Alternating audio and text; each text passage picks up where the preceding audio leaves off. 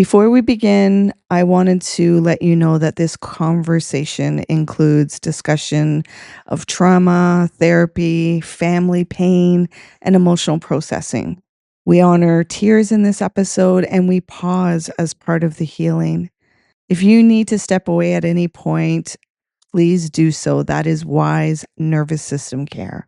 So when you're ready, let's take a breath together. Welcome to the LiftOneSelf podcast, Kallai. I am so thankful you're here with me. Thank you for having me. It's truly a pleasure. Let's take a breath together. I'll Mhm. ask you to close your eyes and just begin breathing in and out through your nose. Not trying to force your breath, just observe it going in and out and moving with its rhythm, allowing our breaths and our hearts to join. And just staying with your breath, allowing yourself to drop into your body, allowing there to be a relaxation and your heart opening up.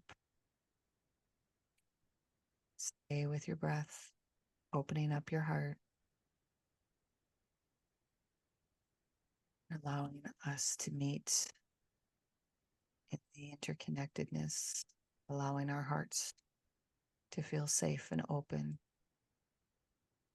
and always remembering to come back to our breath to feel grounded. So when you're ready, you can gently open your eyes. How's your heart doing? Today, my heart is better than yesterday. Want to elaborate a little bit on that or share?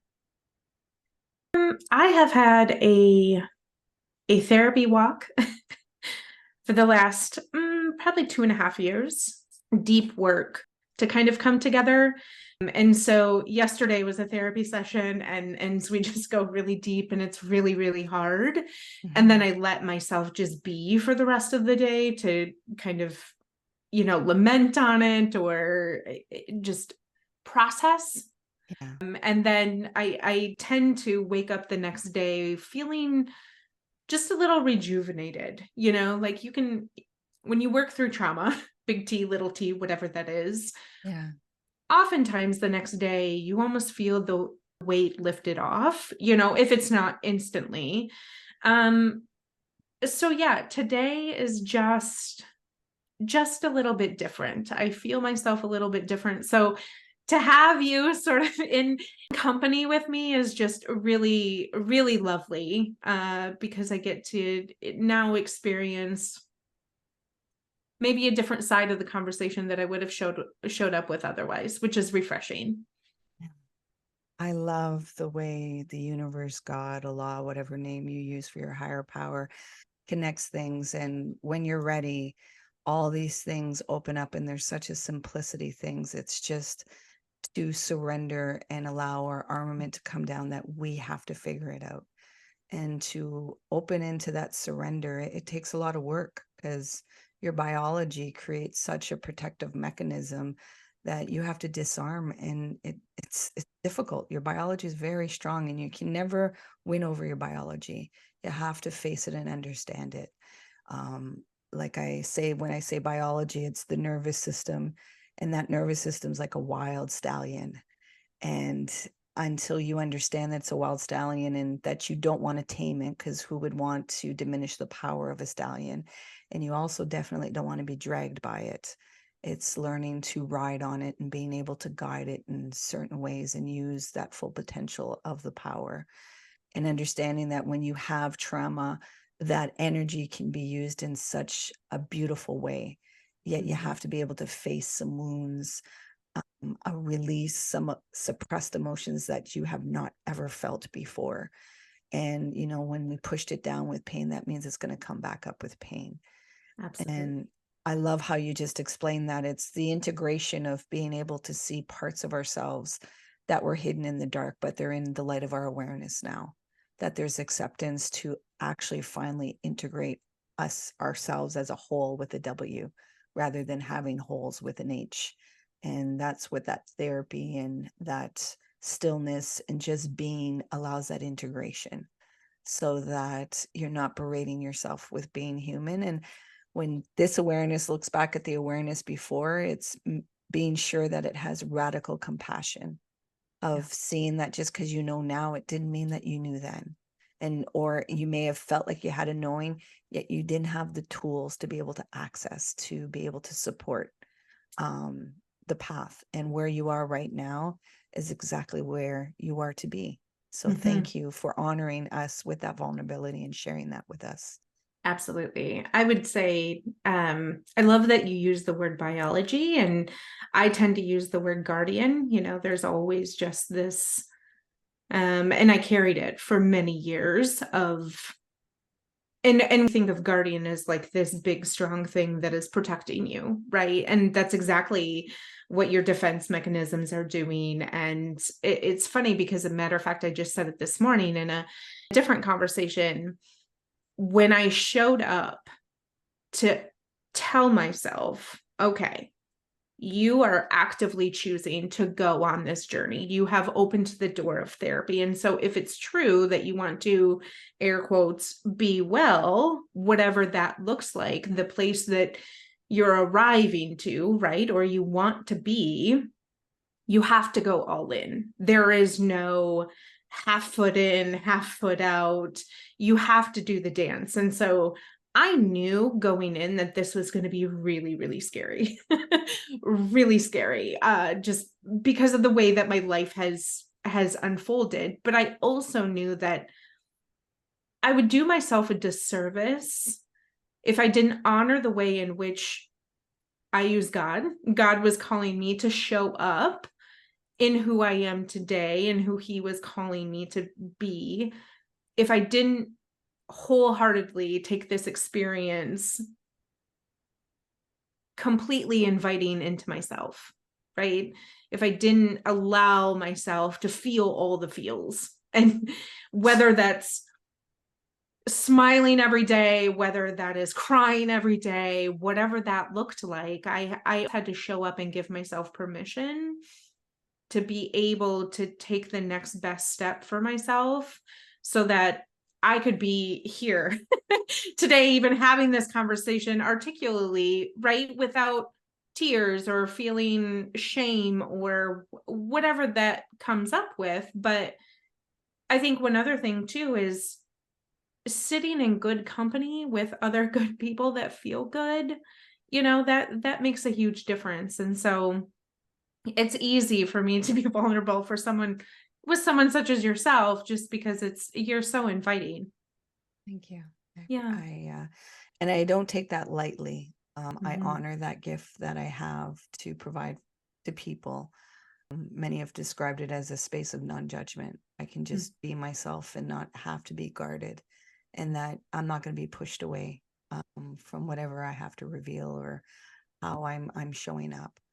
Um, so thank you, and thank you for giving such a good description of the journey of doing that inner work. It can be tedious at times, and sometimes that tedious is just we're in our own way. We are so habituated of, because that's the one thing about trauma. If physiologically in your body, you are accustomed to feeling a certain constraint, a certain contraction in your body. Yes. And when you start opening your heart up and feeling relaxed and taking deep breaths, that feels like a threat at the beginning because your body has been so used to contraction and stay tight.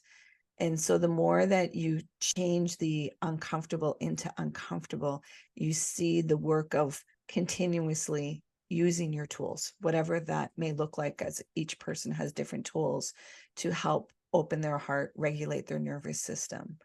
And when I say open your heart, I know some people are like, literally, like, what do you mean open your heart? And I'm speaking about it in a spiritual perspective, Yes. that you're able to not have just your blinders on, that your heart can be open and understand that you will experience pain, and that you have the capacity to navigate through that and go through it. Not in a way that you're putting yourself out there to be harmed. It's in a way that life, it has its impermanence, and you will feel pain. You have your mind that wants to create what you want your reality to look like forever and ever. And life has its impermanence, and it's not that it's against you or for you. It's just the way life is evolving and unfolding, and it's going to hit your stuff sometimes. And when you are going through pain, it's, you contract your heart, yet it's the work to open it back up and to remember to be tethered to the joy, to tethered to the peace, tethered to still wanting to be alive, be in your life force.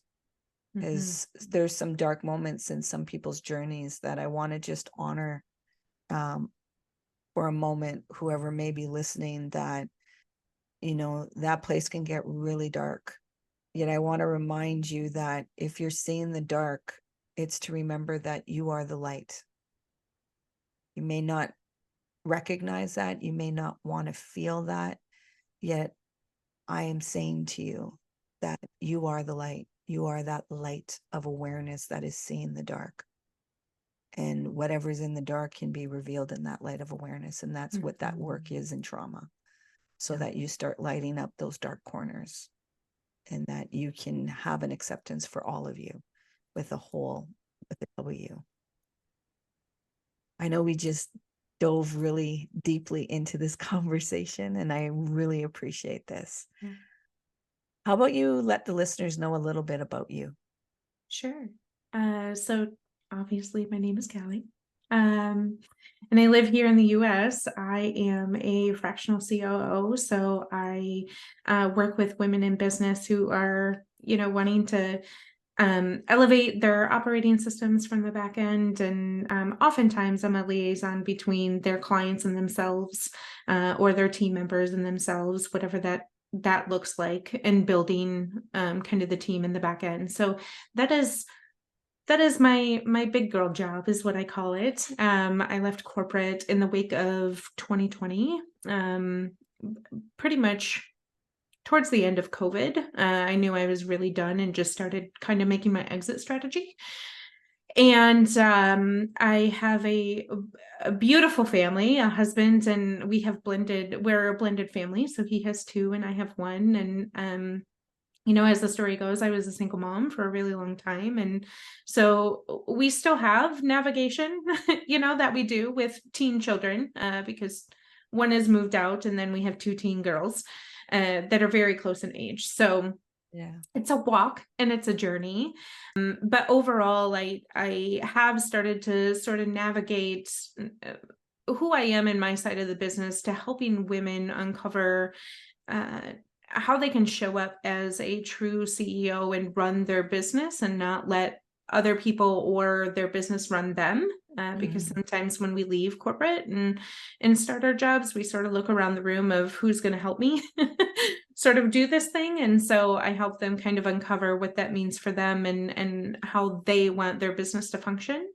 So that's another part of who I am and what I do. But overall, I would say that, as I kind of touched on my therapy journey, and how that's kind of walking as part of that, is uncovering new parts of who I am, because I am in a very transition period. My daughter is a senior in high school, so that's a very emotional time. And we're looking at colleges, we're doing all of those things that you do when you have seniors in high school. But it's a little different for me, because I was a single mom for so many years, and she really is kind of the last one in our home. And so I'm learning how to figure out who I am in the middle of all of that, and what life looks like with my husband, as we sort of transition to quote unquote empty nesthood. And so that's a huge part of sort of what my exploration journey looks like now, and who I'm trying to figure out who I am and I want to become, because I think that everybody has an evolution to them. And that includes getting back into horses after 20 some years of not being in them. So that's been a new and exciting journey, and that's what I'm up to lately. Tell me more about the horses. So I was born into horses. My family has had horses for generations. My grandma rode horses. My mom rode horses. And when I was 17, graduated high school, I was sort of forced to sell my horse, you could say. And then life happened, right? You graduate high school, you go to college, you become pregnant at the age of 20. I mean, most people don't, but I did. And so life just started happening, and then I had to learn how to survive. And I was a single mom, and so I had all of that journey. And then I had gotten to a place in my business and kind of a place in therapy too, to be honest, where I had worked through a lot of the trauma. The defense mechanism had come down greatly. And I was looking around the room, just kind of saying to myself, what's next? Like, what can I fill my time with now? Because I feel like when we are full of trauma and we are full of all of these thoughts, we find things to just put in our lives that keep us busy. And we don't necessarily understand the power of no, especially as a woman. And so when I started exercising and finding my voice and saying no to a lot of things that no longer served me, I really was yearning for something that would be my own, and not have myself tied to other people in my family or other people that needed me, but that it was an activity that I knew and loved. And the clear answer was always horses. When I was growing up, that was because I was walking through so much trauma, especially during those formative years. I really leaned on my horse to provide me that peace, which he did beautifully. And that was my escape, was going to the barn. And when I had reached the point now in adulthood that I was looking for a horse, it wasn't so that it would save me. And I was just trying to find something that would bring me joy. Not that I didn't have joy already or that I hadn't arrived at joy, but just something extra fun to just give me a little bit of the positive that I was looking for out of the childhood that never really came unless it was with my horse, right? And so it may seem a little bit weird and a little bit different, but that's how I kind of arrived at the decision. And I hemmed and hawed at it for a long time. And finally my husband said, listen, you've been talking about this for months. Either do it or don't. But I'm encouraging you to do it because I know without a shadow of a doubt, if you do this for yourself, you're going to be so much happier. So I ended up just pulling the trigger because I thought sometimes you just have to tell yourself, just do it and figure out the rest later. And that's exactly what I did. I'm an energy healer. So I saw that vulnerable part that was coming in that you had to reflect back in what that horse represented.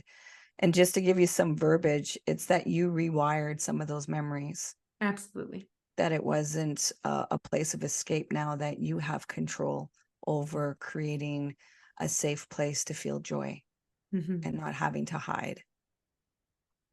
I just want to honor that little girl in you, that memory, and knowing how that was part of your therapy also in that choice. Take a moment. Take a moment. Let's take some breaths. I'm a crier anyway. So if I just start in, it is fine. Very comfortable. It just comes, Yeah. And I never used to be that way. And tears are not sadness. Tears are a Absolutely plethora not. of emotions that you just got a download of something, and your brain and mouth cannot produce all of what you're feeling in the sensations. And so it's, as I say to people, I'm like, the tears are helping you not be a steam pot in the lid flying off because you're not allowing the steam to be released. And so recognizing, just like a pressure cooker, you have to let go of the steam before you can lift up the lid. And many of us aren't doing that, and then wondering why there's explosions going on. In a world where, just to do this moment, which can feel like such a threat because it's like, oh my gosh, it's taking too long, where it's just, just a few seconds and moments, and we're still able to have a conversation. We're not honoring that in society.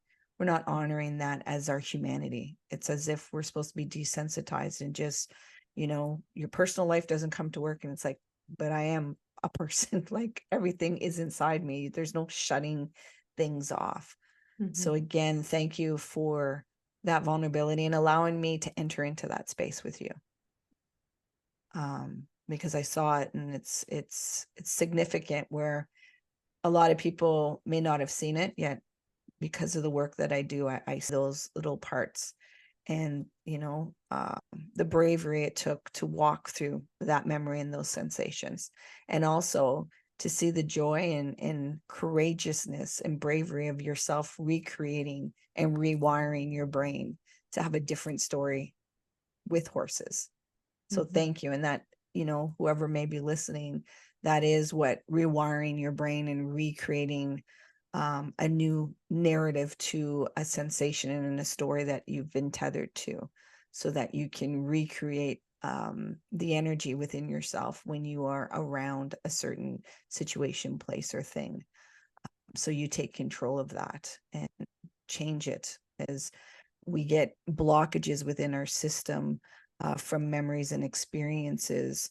And to open those up, at times we have to create a new narrative, a new reprogramming, so that we do not become dysregulated and triggered every time this comes up. And that requires to feel a lot of emotions that were suppressed at the moment. And the major one is fear. It's walking through that and giving it verbiage and allowing yourself to feel that. And it's very uncomfortable, and it is very yucky. And however, when you have a guide and someone that honors you and can witness you and give you the empowerment that you have the ability to do that somatically release. And when I say somatic, it's that the body does certain movements to release the energy that's in the body, so that it's not going through the analytical mind. It's a real honor to have those witnesses in that space. So thank you for, sharing that space and that vulnerability. Yeah. I think there's some people call it reparenting too, right? Yep, exactly. I've spent plenty of years, reparenting, and I would say that it probably started when my daughter was moving to school, that I really recognized kind of a shift of, I don't want to parent her the same way that I was brought up. And it does cause friction, right? With members of family, or even, the grandparent in the situation. And I think what I would say to those individuals that are kind of navigating, how do I even reparent? I would say that you owe it to yourself to do that, right? And I think a lot of times, especially in my generation, where I'm an older millennial, is I grew up with boomer parents, you could say, and sort of the older generation that was, you are to be spoken to and not heard. It was very cookie cutter.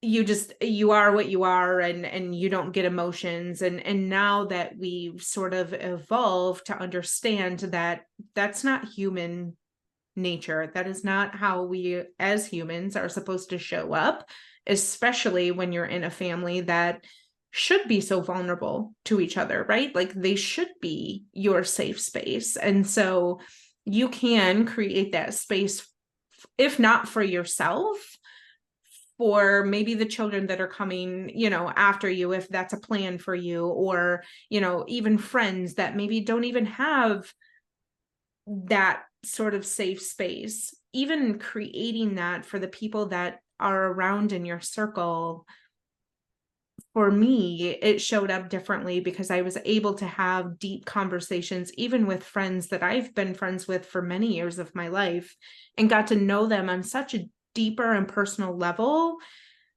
that our friendships became so much more genuine and less topical. Which, isn't that what we all want? We want to know each other in such a personal space and not have to be someone else, right? Not have to be in a space where you can't show up as your whole self. And so that's just my encouragement for everyone, I think, listening, is you do this work of yourself. It is long and painful journey, and it's very lonely, but it's so worth it. And it's not just for yourself, right? It's for everyone else around you. Yeah. The change you're looking for is within yourself. It's not For outside sure. in the world. And it can be very frustrating when you see so much violence and things going amok. Yet it's always remembering that the only control you have is within yourself and Mhm. how you show up with the energy. And, one is a million. So one person that you interact with, impact, that ripples out and ripples out. Yeah. How was that? You mentioned that your therapy journey came because of the conversation with your daughter. Mm. So, how has that relationship strengthened now that you were able to be open to hear her request and follow through with it, like to honor her request, which we just said back in our generation, that would have been there's nothing wrong with me and get out of my face. Now you had the opening of, let me listen to you and actually honor and see what there is. So, how is that relationship now between the two? So it's interesting. I'll give a little backstory. Um, my daughter naturally has had pretty, I mean, for her 17 years of living, I would say it's pretty high trauma. And I did not, when you're raising kids and you're a single mom who is just trying to make it, you really don't understand the magnitude of what is happening in their little world because you're so consumed with trying to keep them alive, right? Yeah. At the very basic level, it's just you're just trying to survive. Yeah. And so I missed a lot of the warning signs that came. I missed a lot of words that were spoken to me because two things. One, I wasn't anywhere near thinking about anything outside of survival. And the other thing is, you mentioned the tools, right? I didn't have the tools to even understand what her pain level was at or what it had all entailed. And so, bless her, in her sophomore year of high school, she had an opportunity to write a paper for English class. And that's her story to tell. Yeah. But at the end of that, I received a phone call from her teacher and said, "We have a 911 situation." And she said, "I have some resources that I can provide you, but I'm going to tell you that I would highly recommend some action." And she said, "I'll forward you what has been written and you can tell me if I'm crazy." Or, maybe you're already dealing with something at home, whatever that may be. And after I read it, my heart broke into a million pieces and I felt like a failure. I felt like, what do you mean? Where was I during all of this stuff? Every natural thing that would come out of a parent reading something like that, I had every single emotion and walked through probably every stage of grief in the matter of 7 minutes. Mhm. Yeah. And so I knew right then and there that if I didn't take action, I probably would be mourning the death of a child. And so I took the resources that were available to me and of course we live in America, so health insurance is quite interesting. And multiple hoops later, she she was in therapy, very intense therapy, wonderful resource that I was able to get, and we're really, really blessed to be able to have her as a true partner in our family.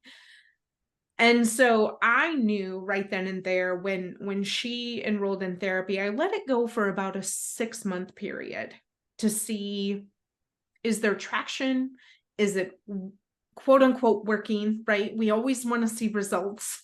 Yeah. That's just how we're humanly wired. Yeah.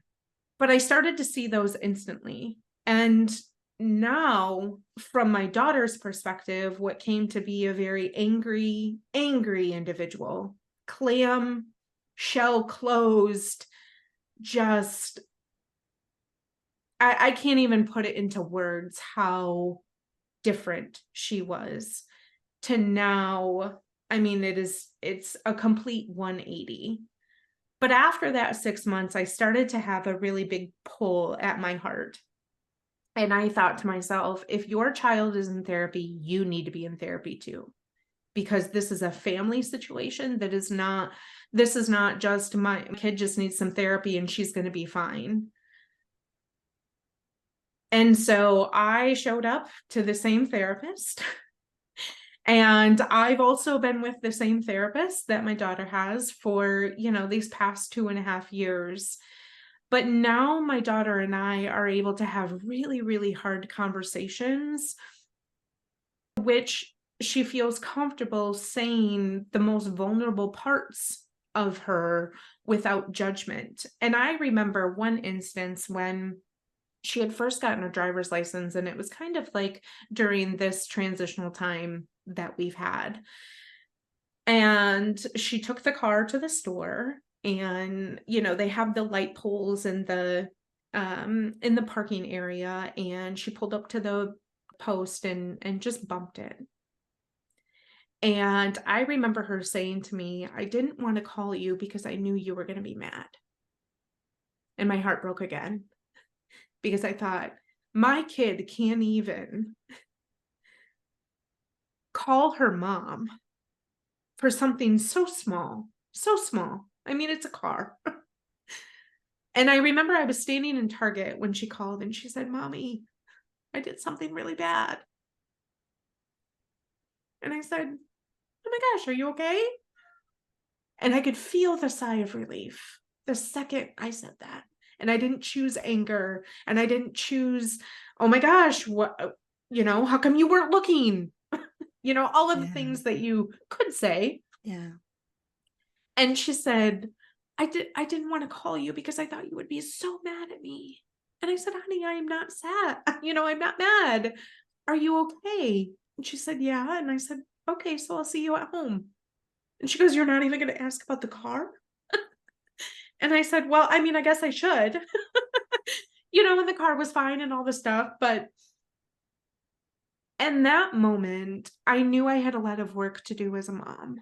I knew that she deserved me showing up even when, right, I was angry, but showing up differently, because Mhm. I can always show up mad. I can actively choose that, but it takes something different. And this reparenting aspect, right, of knowing that when I showed up to therapy, I said, I don't want to parent like my mom. Mhm. And I love my mom dearly. Mince no words about that. Yeah. But today, when she calls, she's like, "Oh, hey, by the way, did something probably shouldn't have done, which is X, Y, and Z." And I'm like, "Oh, okay. So you have it figured out?" And she's like, "Yeah, okay." But I've always created this space now where it's okay to have really messy conversation. And it's okay Mhm. to not get it right, because you're 17 years old, and good God, how could I expect you to? I mean, you're walking a different day with different skills all the time. And so now it's just so much, I don't even have a word for it. It feels really, really good to show up in a space with my kid that has put in the work because she wanted to, and I've put in the work that I've wanted to. And we now get to consume in this place of mutual respect and honor, because Mhm. she understands the struggle that I went through. But Yeah. she also has said to me multiple times how grateful she is for me actively choosing to show up and walk this walk with her. And I think for me, after everything, that's what I've just wanted this whole entire time, right? Of just her feeling like I have my mom, and my mom isn't tied to the past that she carries with her. Mm. Yeah. Thank you for really going deep and being so Mhm. vulnerable. And I want to take a moment to honor your daughter, Mm. and, send her strength and tell her how brave and courageous she is, Thank to you. confront our parents and to not feel that we have to be the thermostat for their emotions is so challenging to understand, and to see our parents as human beings. Mm. And it's a whole, process that you have to go through. Yet thank you for doing that work of reparenting and repairing, really going into that deeper connection. And you know how they say that generational trauma, it's, Mm. you both have made a decision to remove that and to face it rather than just pass it on to the next. Because that, how I interpret the generational trauma, is nervous systems replicate. So whatever the charge was that was in the nervous system, if it wasn't resolved and repaired, it just gets placed into the next nervous system. And a lot of us we have these charges and we're like, I can't relate to this. Like, what is all this deep sadness and pain and all these things? And it's like, well, it's the generations of trauma. And if they haven't done the work to, release and feel, then it gets placed onto the next generation. And so thank you. And thank you for giving a vivid description of what that work looks like, Mhm. and giving live details of what it looks like in the moment also, and how, we're human. So all of a sudden there's car, it could be a brand new car and will act much different than if it was just like an old piece of car, yet it's still like the emotional well-being of a person when they are startled, and being trauma informed of how do you show up for that. And it's very difficult when you're subjective, when it's your own story. When it's somebody else, it's like we can use all the tools, yet in our own lived experience that's subjective, it takes practice and messiness, and it's the engagement of remembering that we're both on the same team and we're wanting to build together, not against each other. And so thank you for that. Thank you Mm. for that deep vulnerability. I'm truly honored, and I know it's touching at least one person that's listening, um, and that they can relate, and that possibly they're just at the beginning stage. So it's this push to, what, let me go seek help. Let me Mhm. take the action instead of just putting something off and thinking this can't happen to me. Where yes, it's, we're in a space now. A lot of mental well-being is very fragile, and social media is having a significant impact on our psyches. This is something that we've not ever been, we weren't to find out all the information of the world. Like, that's just not how our brain is meant to store all of that information and be hit constantly of feeling that we need to do something, that we feel hopeless, we feel powerless. And when you feel that way, then your nervous system goes into fear. And, if there's too much of it, that's where, people are getting into depressions and stuff, because they're overcapacitated with all of that overwhelm from their nervous system being in the fight or flight. And our younger generation, I'm thankful that they are having the bravery and the courageous spirit to speak up, to Yes. actually speak about it openly, and being enough. I'm not going to hide, and I'm going to be vulnerable with this. So I'm always rooting. I know a lot of people would be like, oh, they're so rude, they're so this, they're so that. And I'm like, you're not listening to underneath the why. Well, what is the behavior trying to show us? Yeah. What is going on in the ethers? And what have we done as a generation that we just dumped onto the next generation, because we didn't have the ability or the tools, to create a proper foundation? And now it's like, oh, well, you should just know better. And it's like, oh, well, do you know better? Mm. Can you actually do the walk that you're talking? Can you actually, it's very easy to talk. It's much different to walk the walk. And so thank you for doing that walk and doing the inner work and repairing that relationship with yourself as well as with your daughter. Yeah, I think it's It's it's really easy to get caught up in in what I said earlier, which was, why didn't I know? Why didn't I see this? And as a parent, that, that is like, well, and then the other question is, why didn't she just come and say something to me?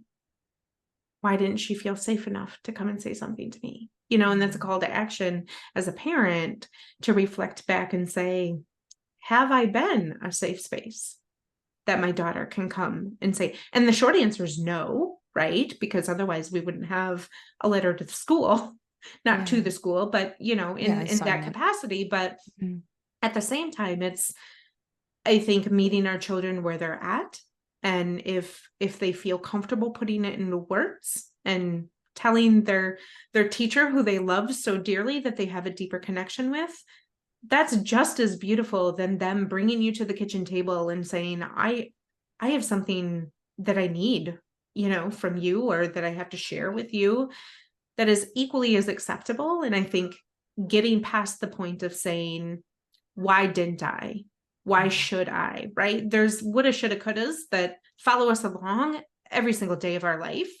But I think the most important aspect, especially for me in this moment, working through additional things, right? Because it's not like my daughter has just arrived and now we're great and grand and wonderful.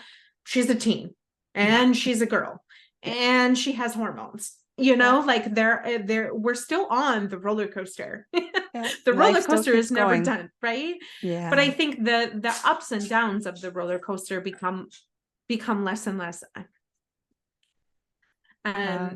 The ups and downs of the roller coaster become a little bit smoother. And I think when there's a natural place where, as a parent and a child, you can both show up in the same space with either defined or sometimes undefined sort Mhm. of layers to say, I'm gonna try to meet you where you are, because sometimes you're not ready or prepared to do that because of tools that you don't have, which is totally fine. But at least the try is there, right? I'm going to try to hear you. And that was a lot of, in the beginning, what I had to say is, I don't understand. I don't quite get what you're going through, but I'm going to try to show up in this space and at least get a download of how I hear you and ask some questions, Yeah. right? Like, would it be okay if I asked you questions? And Yeah. giving her the response of, I don't need questions. I just need you to hear me. Great. Then let me hear you. So for anyone that's listening and just kind of trying to understand, like, how do I even unpack this? What does this even look like? I think if we can just quietly show up with our children and say, I just want to hear you.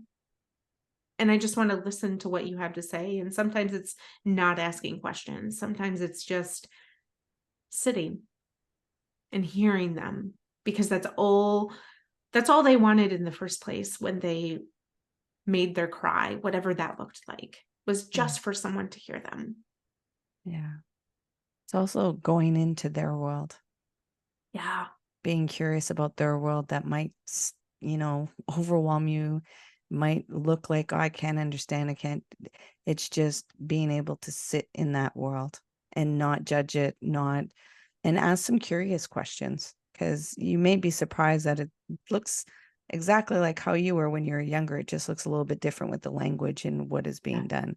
But we could quickly forget as parents and as adults what it was to be a child and what we did Yeah. as children.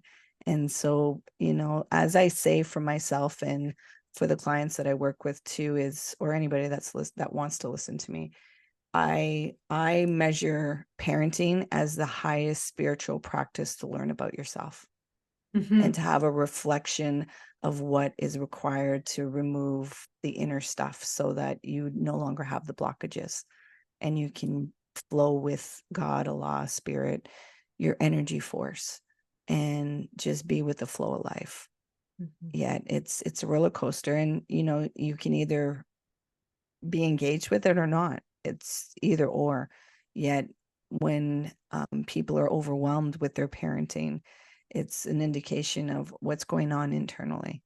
What are you possibly feeling that you don't want to feel? So you project it out with Mm-hmm. the frustration, the shutting down, the running away from your children, having them do all kinds of things and not being able to just do some connections, some deep connections with them. And deep connections doesn't mean like you're spending all day with them. It can be like 15 minutes, 20 minutes, it can be an hour. Yet, yeah, parenting for me is the highest spiritual practice you can have with yourself to see a lot of things if you're willing to. I'm mindful of time, so I'm going to bring you into a reflective question. So I'm going to ask you to take this awareness and go back to your 19-year-old self. Okay. And you're able to tell your 19-year-old self 3 words to carry you to the journey to right. What would those 3 words be? Life will happen. It will. Whether you signed up for it, whether you went on a different trajectory, now you're coming back, but life will happen. There is nothing that you can do that will stop it. But what I would say is you have an opportunity to embrace what will happen and what you can make happen. And you have an opportunity to write it differently. You can make mid-course corrections in life. That is your right. That is your privilege. That is who we're designed to be, is to evolve and to grow. And you should honor yourself to do that. Thank you. Thank you for being so reflective and sharing that. Where can the listeners find you? I'm most active on Instagram. That is my platform, my jam, _ Cal and Co. And so my DMs are always open. I tell everybody this on every podcast that I have is, if you're just looking for a friend, an ear, someone to direct you to resources, I'm always happy. And I know that this is a very cliche thing to say, but I'm truly honored that you would pick my DM to come into. And then I have a website, thecallandco.com, which is just a hub for my business. And I have a blog there. And then I also have a podcast called That Big CEO Energy, where we talk about all things life, marriage, and, push people to a new edge of really coming into owning and driving their own life. So that's where you can find me and all the stuff and things. I'll be sure to put them in the show notes so that people can click on the links and be able to find you, because sometimes people are visual more than auditory, so they're not, or they're driving, so they're not able to write down everything. So I got you in the show notes, okay?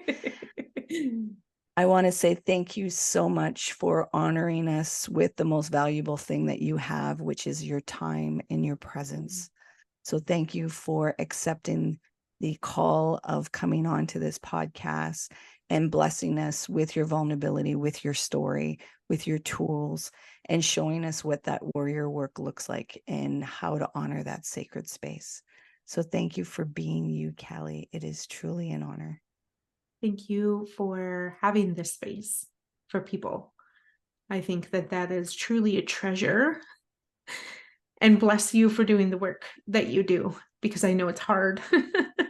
And you just have a beautiful heart. And I just thank you for inviting me to your space. So thank you so much. You're welcome. Remember to be kind to yourself. I want to take a moment to honor what just happened here in this episode. Kallai's courage to share that journey and your willingness to witness it. This is the work. If you're feeling called to do deeper nervous system healing, I offer one-on-one sessions and group workshops. Everything is on LiftOneSelf.com. That's LiftOneself.com. If this episode touched you, the most powerful thing you can do is share it with one person, even someone you wouldn't normally think of. You might not realize it's exactly what they needed to hear. And if you leave a review sharing what landed for you, I read every single one. Your words help other people find this work. Thank you for being here. Thank you for being you. And please remember to be kind and gentle with yourself. You matter.